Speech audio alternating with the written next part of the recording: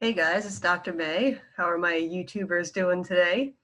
Well, I wanted to do a little bit of an insight building exercise, okay? So I want to talk about personality traits.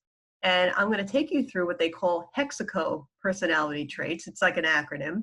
And for each one, you can kind of reflect and think about where you fall on each one and how you might want to start to shift if you feel like it would be healthier for you to shift, okay?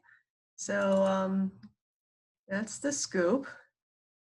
All right, here it comes. All right, so identifying your Hexaco personality traits.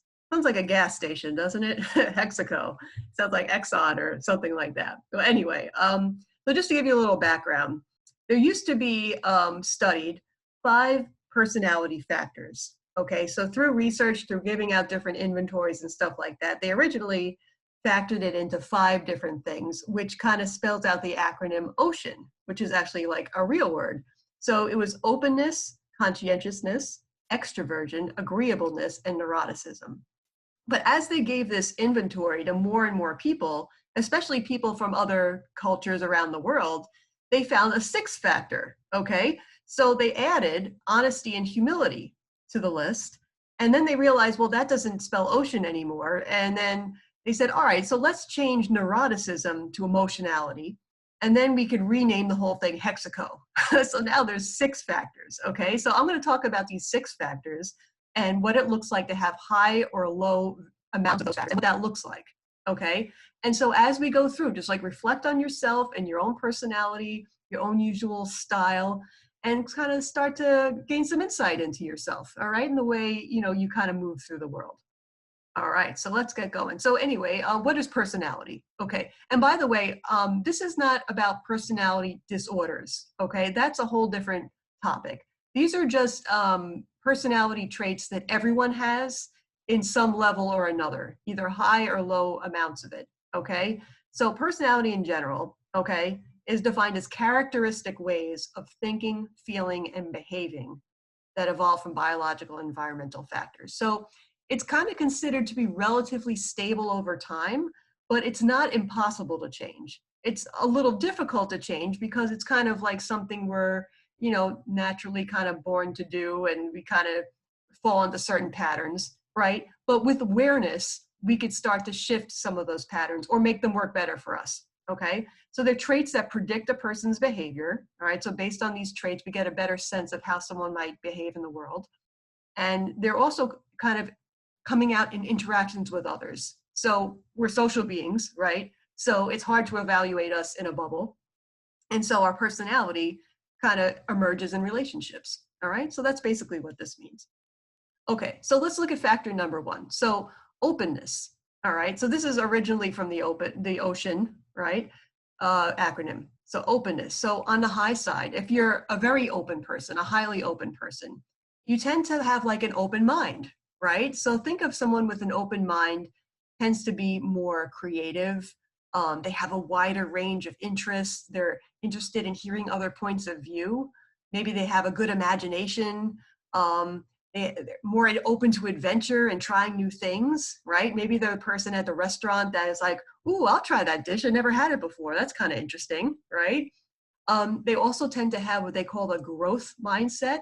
So that's just the mindset that as I go through life, I tend to grow and change. And it's always a possibility for me to learn more and to get better at things, right? So it's pretty positive usually to have high levels of openness, right? On the other hand, a low level of openness, you tend to be a little more timid, a little bit more conservative. You kind of prefer things the way they are. Maybe you're more like preferring a routine or keeping things the way, with this, keeping things the same, you consider to be more conventional rather than adventurous, maybe a little more concrete, more practical, right? So maybe just kind of a little more comfort level is less openness, right? So just a little bit more cautious, a little more consistent. Okay, so think about where do we fall on the openness spectrum, okay? And it could be that in some situations you're more open than others, right? It could depend. All right, conscientiousness, okay.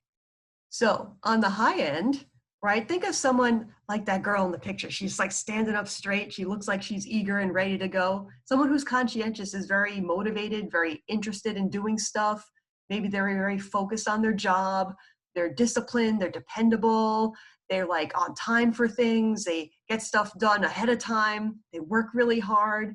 And because they're focused on their goals, they're able to delay gratification and put off doing maybe super pleasurable things right now for later so that they can get their goals done. Okay. They tend to persist in the face of difficulties because they're very motivated and goal oriented. Okay. On the lower side, if you're not very conscientious, you know, you might be a little bit more like impulsive or easygoing, but you know, but maybe a little careless. Like you're not as focused about things. You're just a little more lax about it. Maybe disorganized about the way you kind of organize your materials and your, you know, your job or you know the things you have to do.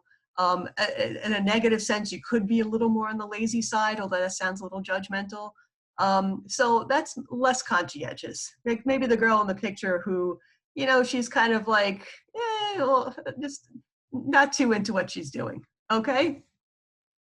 All right. So extroversion. All right. So this is probably one of the more familiar sounding ones. So an extrovert is somebody who's more social, more outgoing, who enjoys being around people and enjoys the stimulation of being in social situations. They tend to be more like leaders because they like having that public role of being around people and leading them and interacting with them and stuff like that. They also tend to be a little bit more cheerful and optimistic about things. So that kind of might come with the territory at times. Okay, assertive, right? Because they're able to be with people and express their needs a little more directly. On the other hand, if you're more introverted, it's not bad. I mean, in our society, we tend to value extroverts more, but introverts have a lot to bring to the table, okay? And there's actually, you know, books about that and stuff. So if you feel like you're more introverted, definitely check that out, okay? So there's no shame in being an introvert. You just might be a little bit more preferring low stimulation. Maybe you're comfortable being by yourself. You'd rather curl up on the couch with a good book and a cup of coffee than go to a big party, right? So that's okay. Sometimes, you know, you just kind of lower stimulation seeking, you have maybe a lower need for excitement, and you just live a simpler life, maybe just a little quieter with things, okay? And maybe one or two friends is fine for you. You don't need a whole crowd of people and a lot of stimulation of a lot of people, okay? So, you know, you could be extroverted, introverted, somewhere in the middle, all right? So think about yourself, how you might fit into this. Okay, so agreeableness, okay? So high agreeableness, you tend to be someone who's pleasant to be around, that's easy to work with other people. You tend to put other people's needs first. So like that guy in the picture, like he looks like maybe a salesman or something, like he's just a friendly guy, is trying to help you out, you know, someone who's, you know, kind of good-natured. I think that's a nice term. They tend to be kind and patient with people. You know, they get along well with other people. They're helpful. They're empathic or forgiving. You know, they're good at making other people feel comfortable. Okay. On the other hand, if you're low in agreeableness, you might be a little more like the guy in the picture, kind of like competitive or, you know, critical or, you know, not so nice to other people, very selfish. You put your needs first and you don't care whose toes you step on.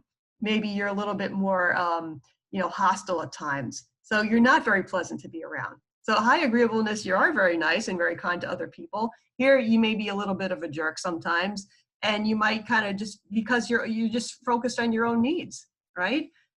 So think about the agreeableness and how that comes out and how your emotions might play into that, right? Maybe when you're more an emotional mind, you tend to be less agreeable, right? Okay. Neuroticism, which is now called emotionality. They changed it. So neurotic is kind of an older psychological term. So emotionality is probably a little more accurate right now. All right, so high in neuroticism. So think about someone who's often an emotional mind, right? So you're prone to negative emotions, right? You might have more of that kind of experience. You tend to be more anxious and worried than the average person, maybe unhappier, and you tend to be more self-conscious, self-critical, and things like that. If you're low in neuroticism, you tend to be a little bit more resilient, right? You're not as impacted by negative emotions. You tend to cope better with stress. You know, you have to you might have better feelings about yourself, maybe better self-esteem, or able to self-regulate. Okay, so if you've been working on your skills for a while, you probably can reduce your emotionality or the neuroticism factor, right? And that's a little bit more positive here, okay, to be lower in neuroticism.